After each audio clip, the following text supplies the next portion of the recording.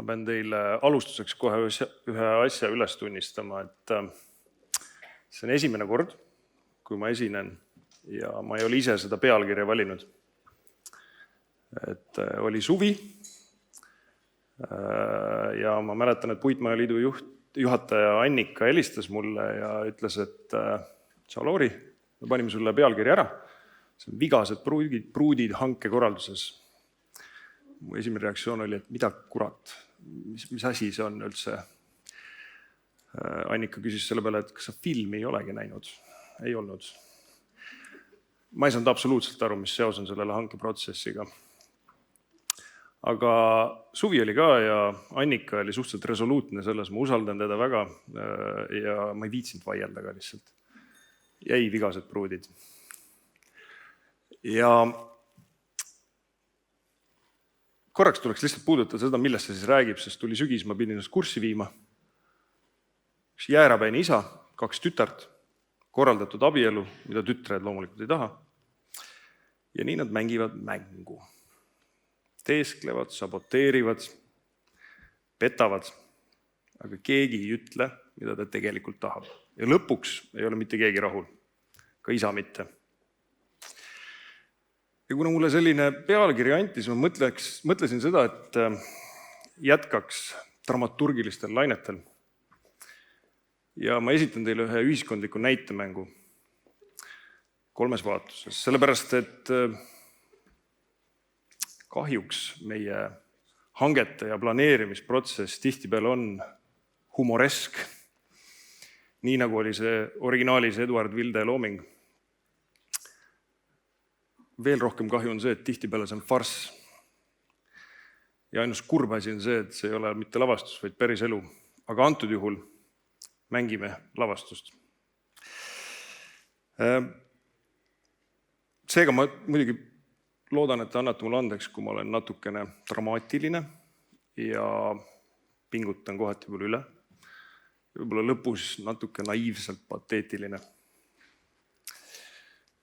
Aga esimene vaatus on kaasamine. Ja nagu ühele näidendile kohaselt on meil näitlejaid vaja. Laval astuvad 3 tuntud või tuttavat karakterit. Arendaja, kes on kasumjahne kapitalist. Ehitaja, kes tahaks igal võimalusel skeemitada. Ametnik, kes peaeesmärk on takistada. Ja muidugi taustal on kogukond, kes teab paremini, aga neid ei kuulata kunagi. Ja kõik arvavad, et nemad on ainsad, kes tahavad head. Loomulikult siin on veel karaktereid. Kampsunis looduskaitse võiks äkki olla või muinsuskaitse või nii edasi. Et ütleme, et neid jagu. Aga meil oleks vaja ka ühte head tegelast. Meil oleks vaja ühte kangelast. Õnneks on meil arhitekt. Raha teda üldiselt ei huvita, peaasi, et kuludega nulli jõuab. Kuulsus ka mitte, peaasi, et igal pool oleks väikselt nimikirjas. Konflikt, peaasi, et ei muudeta. Ta on viimane kaitse selle halli brutaalse düstoopia vastu. Miks ma neid tegelasi teile näitan? Need on arhetüübid. Need on alati kübeke tõtt, aga need meil ütlevad meile ette, kellega me tegeleme. Ja kui me juba teame eos, kellega me tegeleme ja mida nad mõtlevad ja mis on nende motiivid, siis me ei kuula neid.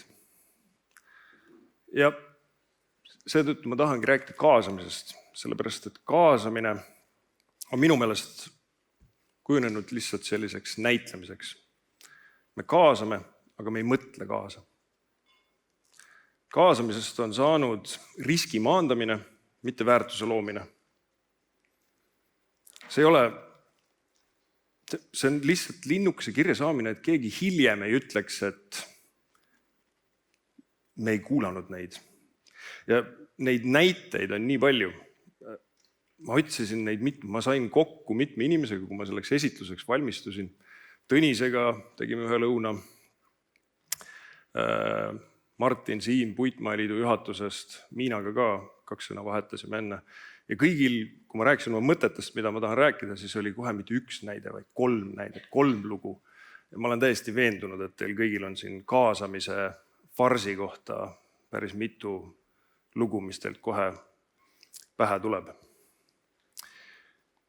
Aga ma keeldun uskumast seda, ma tean päris paljusid inimesed ehitussektoris, siin on nii palju toredaid tuttavaid, keda on tore näha ja ma ei tunne kedagi, kes tahaks tegelikult halva. Kõik tahavad head. Aga igaüks näeb teist kui ohtu ja ei usalda. Ja see on ka see, milleni me jõudsime, kui me saime Tõnisega kokku, et see on usalduskriis. Aga kui puudub usaldus, siis võtab juhtimis üle hirm. Ja see viib meid teise vaatuseni. Milline hirm? Hirm olla nähtud, hirm olla vastutav, hirm olla süüdlane. Aga milline on hirmu nägu? Keda kõik kardavad? Ametnik, erasektor. Tuleb teil pähe. Mõtleks, et see on selline. Ja mitte midagi isiklikku Katrin Lusti vastu. See on uuriv ajakirjandus. Vahepeal kollane, vahepeal mitte. Vahepeal väga aateline, nagu pealtnägija. Aga probleem on selles, et see hirm olla nähtud ja hirm eksida tähendab seda, et valitakse turvaline lahendus. Mitte see, mis on süsteemile parem. Ärge saage must arvestada, uuriv ajakirjandus ongi oluline osa demokraatlikust ühiskonnast, et selles suhtes ma ei ütle, et seda peaks vähem olema. Aga vahepeal tekib lihtsalt küsimus, mis on selle ühiskonna valvekoera stiimul. Kas me saame öelda, et see on alati ausus, õiglus või läbipaistvus või need on klikid, draama ja skandaal. Sest kui see otsustaja kardab rohkem pealkirja kui läbikukkumist, siis ta ei loo väärtust. Ta ei taha lihtsalt eksida. Kaob ambitsioon ja kaob julgus. Hirm ei loo väärtust. Hirm säilitab ja lõpuks suretab. Ja kui valitseb hirm, muutuvad reeglid pühakirjadeks. Nende taha on nii mugav peituda, siis ei pea keegi otsuseid tegema. Ja kui reeglitest saavad dogmad, siis keegi tegelikult ei vastuta. Ja siin viibki meid siis 3. vaatuseni, mille nimi on vastutus. Ma ütleks seda, et me oleme jõudnud vastutuseta kultuuri. Kõik näitavad teise suunas, teineteise suunas. Ja mitte keegi tegelikult ei võta vastutust. Kardetakse ja tegelikult ei kuulata. Mis on selle tagajärg? Tagajärg ongi see, et detailplaneeringud venivad, hanked tühistatakse, ehitus kallineb, linn valgub. Ehk siis 3 vaatust, aga minu arust üks muster. Me räägime kaasamisest, aga me ei kuula. Me räägime koostööst, aga me ei usalda. Me räägime muutustest, aga me ei julge muuta. Ja me räägime vastutusest, aga keegi ei võta seda. See ei ole hangete ja planeeringute probleem, see on süsteemi probleem. Ja me oleme jõudnud näidendi lõppu. Viimased akordid on veel jäänud. Finaale.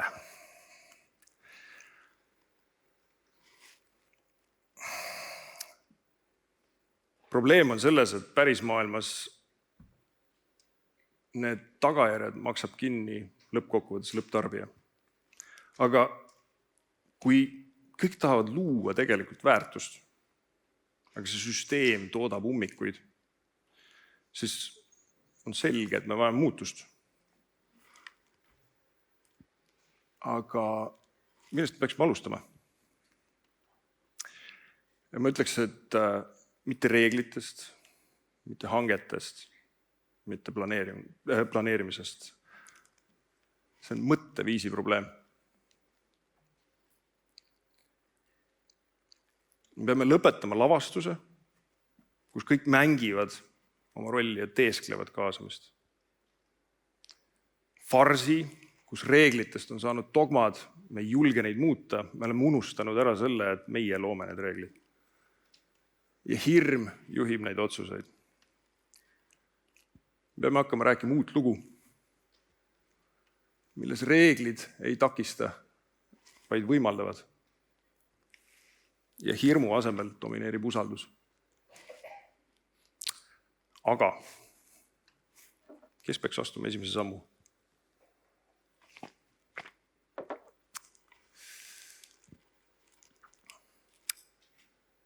Ma ütleks, et see saab ainult olla avalik sektor. Mitte sellepärast, et erasektor ei taha, vaid sellepärast, et erasektoriks aeg on raha, palgad ja maksud on vaja ära maksta. Aga avalik sektor sellepärast, et temal on institutsionaalne võim. Tema saab luua reeglid, aga need reeglid peavad olema ajakohased ja relevantsed. Nad peavad muutuma, kui nad ei ole enam rakendatavad selliselt, et need loovad väärtust. Ja avalik sektor saab hakata päriselt kuulama ja kõige olulisem veel kaasa mõtlema. Ta võiks alustada näiteks sellest, et ta päriselt kuulaks liitusid, sellepärast et selle jaoks need loodud ongi, dialoogi jaoks. Aga kes on tegelikult avalik sektor? See on meie. Päeva lõpuks oleme see meie.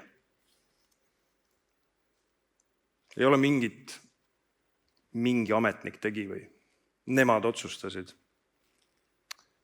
See meie ja nemad on ohvrirolli mentaliteet. Ja minu arust see on üks peamised probleeme üldse, Eesti suuruses riigis eriti. Ei ole neid, on ainult meie. Ja see muutus algabki siit. Ehk siis lõpetame lappamise ja hakkame väärtust looma. Aitäh!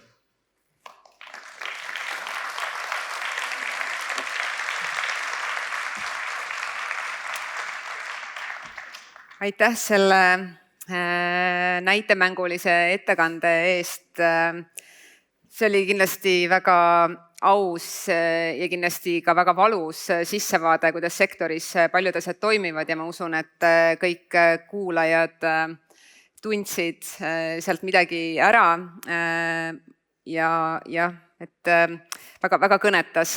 Ma küsiks võib-olla nii, et arusaadav, et kui meie otsuseid lõpuks teeb hirm, et siis need ei saa olla head otsused, aga kuidas sa näed, et oskad sa välja tuua, mis see konkreetne muutus siis võiks olla, mis aitaks murda seda usalduskriisi, mis meil siis sektoris on? Ja nagu see nii lihtne oleks. Ma arvan, et see ongi tegelikult ju, mis loob head suhted. Kuulamine, päriselt kuulamine, huvi tundmine, mis teisel on öelda, et selles kaasamises lihtsalt ongi, et see on ju hea asi. Ma muidugi arvan ka seda, et teatud kohtades võib-olla ongi sellega liiale mindud. Kui Tõnis näitas enne seda tühja platsi seal linna keskel ja miks arendajad lähevad mujale ja nii edasi, siis võib-olla igal pool ei peaks olema arvamus kõigil ümbritseval elanikel, mis suudab tõkestada seda protsessi. Ma saan aru, et see on niisugune libe tee, aga nagu päriselt selles suhtes, kui suurem eesmärk on, kui meil on mingi visioon olemas, mida peaks järgima, näiteks selleks on tiheasustusala ja mitte valglinnastumine, mis iganes, siis kõik peaks aru saama, et selle visiooni jaoks käitutakse vastavalt sellele, mitte et kuskil ametkondades või kus iganes käitutakse vastu sellele tegelikult. Sest tihti need protsessid, mis töötavad vastu sellele, võib-olla ei ole üldse algselt nähagi, aga keegi ole, ma arvan, talle sellest visioonist rääkinudki. Midagi sellist. Aga kas oskad öelda, mis on siis see esimene samm, mida avalik sektor kohe teha saaks?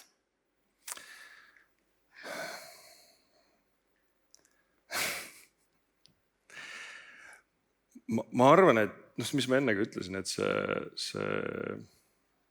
see päriselt kuulamine. Ehk siis tegelikult meil on nii palju neid olukordi, kus Martiniga just arutasime, see Puitmajaliidus, mis asi on Puitmajaliit, see on üks eraettevõtjate, kui läheks lihtsalt üks eraettevõtja ju rääkima, siis oleks ju korruptsioon. Sellepärast luuaksegi liit, et me saame mingile erapooletu arvamuse esitada ja keegi saab pärast kedagi kinni panna. Loodetavasti. Aga kui me oleme Martiniga rääkisime, siis neid olukordi, kus ka liitu kutsutakse laua taha, kuulatakse, istutakse, minnakse lahku, saadakse uuesti kokku, räägitakse jälle, pandi kirja. Ja siis tuleb see tulemus ja siis kõik vaatavad teenusele otsa, et käisime ju, rääkisime ju. Nad kuulasid meid ju, nad noogutasid kaasa ka ju. See oli kõik nii, aga siis välja kukub mingisugune asi, mis... Ja siis kõik saavadki aru, et milleks. Ja neid ei olnud, ma olen täiesti veendunud, et siin on päris palju neid lugusid, et ma ei teagi, see ongi nii kompleksne, et miks siis nii on. Aga meie oleme need ju, kes tegelikult saame seda öelda, et see ei ole okei.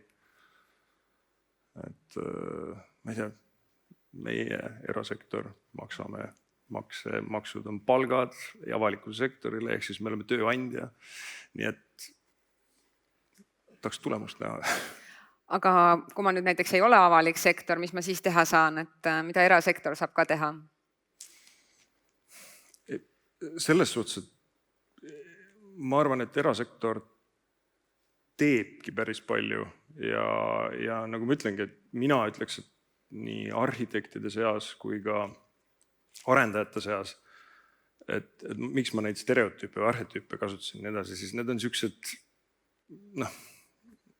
nad on värvikad ja nendes on mingi osa tõde, aga selles on seda enam tõde, kui mida rohkem me usume nendesse asjadesse. Aga tegelikult see on palju, arendajad ei taha tegelikult teha mingeid halle laskeavadega monotoonseid karpe. Turg ei ostaks seda ju ära, et mõnes mõttes usaldada ka turgu. Et tegelikult ja ka arhitektid ei taha teha kalleid lahendusi alati, nad on väga valmis dialoogiks, kui see dialoogi võimalus tekitatakse ja mõlemad osapooled on valmis teise argumente kuulama. Ehitaja ei taha alati petta ka. Kuidas? Ehitaja ei taha alati petta ka. Enamasti mitte, jah. Ma küsin ühe viimase hästi konkreetse küsimuse. Kas oskad vastata, et milliseid hankeformaate soovitada massrenoveerimiseks eeltoodetud puitelementidega? Milliseid hankeformaate?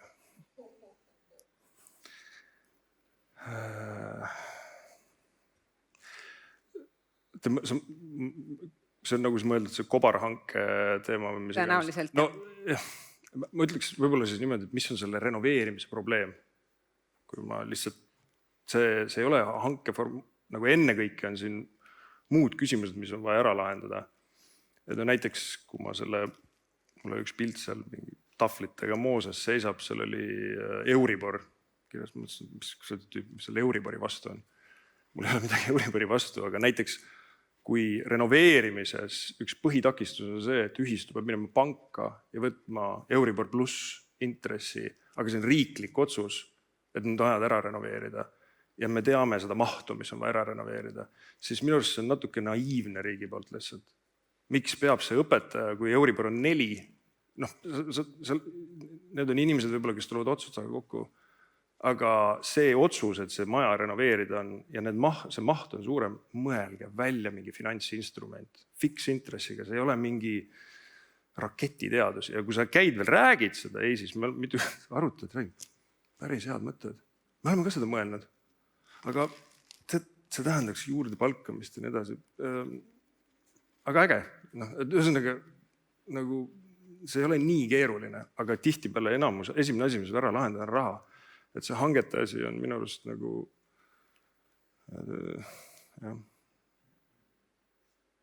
Puiklesin kõrvale küsimusest. Ilmselt küsija saab siis seda sinuga otse täpsustada. Aga suur aitäh Laurile, väga mõtlemapanev ettekanne, aplaus.